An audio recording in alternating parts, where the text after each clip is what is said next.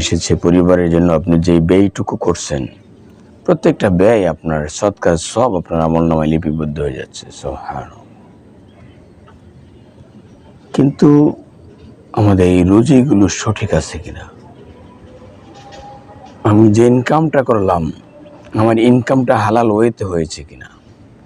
যদি হালাল পথে আপনার রুজি না হয়ে থাকে, তাহলে আপনি যত দান খয়রাত আপনি করেন, যত মানুষকে আপনি দান করেন, যত মসজিদ তৈরি করে দেন, যত মাদ্রাসা তৈরি করে দেন, যত নেক আমল আপনি করেন, আপনার কোনো আমল আল্লাহ তাআলার দরবারে গ্রান্টেড কবুল হবে না।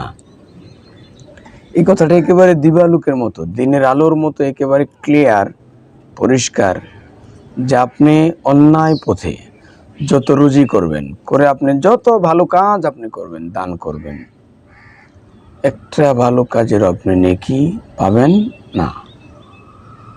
তাহলে কি করতে হবে? আপনাকে হালাল পথে আপনাকে রুজি করতে হবে।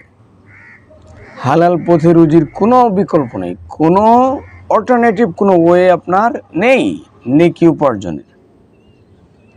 রাসূলুল্লাহ সাল্লাল্লাহু আলাইহি ওয়াসাল্লাম পবিত্র জবান মুবারকে বলেছেন, হালাল রুজি যার হয়ে যাবে, আল্লাহ তাআলা তার দোয়াটাকেই কবুল করেন। যার ইনকাম হালাল নয়, তার দোয়াকে আল্লাহ তাআলা কবুল করেন না। দোয়া কবুলের পূর্ব শর্ত, প্রিকন্ডিশনই হলো আপনাকে হালাল রুজি করতে হবে।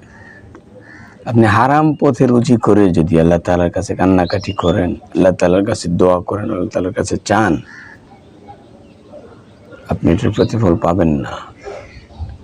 কিন্তু আমরা অনেকেই মনে করি যে আল্লাহ তাআলার পথে আমি চুরি করি, ডাকাতি করি, ছিনতাই করি, মিথ্যা কথা বলি, প্রতারণা করি, মানুষকে ধোঁকা দিয়ে রুজি করে তো আমি আল্লাহর পথেই দান করছি। না না না প্রিয় ভাই, এটা তো সম্ভব নয় যে আপনি অন্যায় পথে রুজি করে আল্লাহ তাআলাকে দিবেন, আল্লাহ তাআলা অ্যাকসেপ্ট করবে, আল্লাহ তাআলা গ্রহণ করে নেবে। এটা তো হতে পারে না।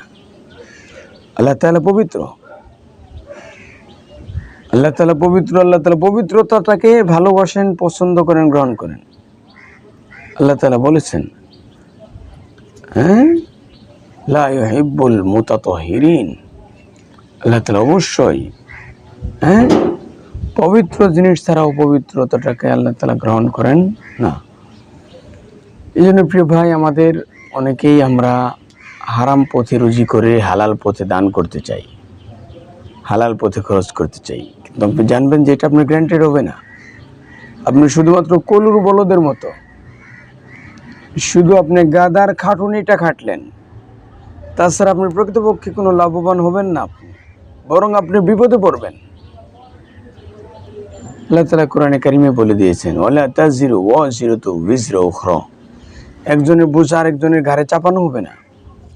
আল্লাহ তাআলা বলেছেন, ফামান ইয়ামাল মিসকালা যাররাতিন খায়রান ইয়ারা,